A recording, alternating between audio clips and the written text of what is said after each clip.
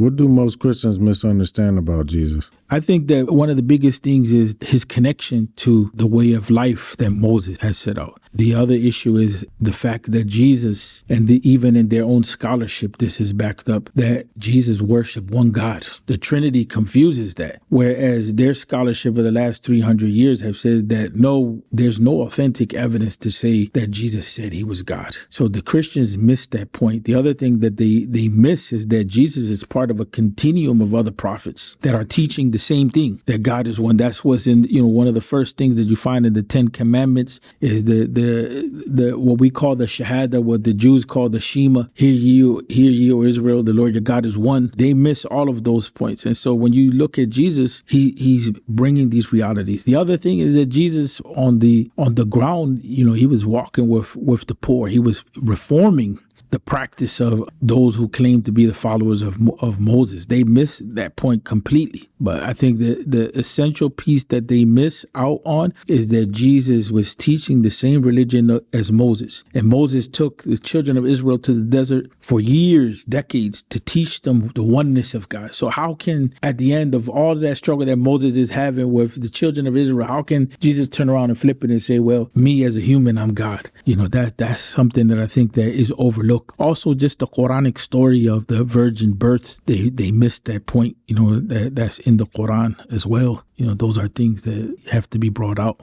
I think the more that we do that, the more that it will help converts come into Islam better, easier transition. But I also think that it will help their families find some sort of common ground, or have some language that they can use to explain to their family, like, I'm not totally denying Jesus. I'm just denying this aspect, or at least give them some room, to make it easier.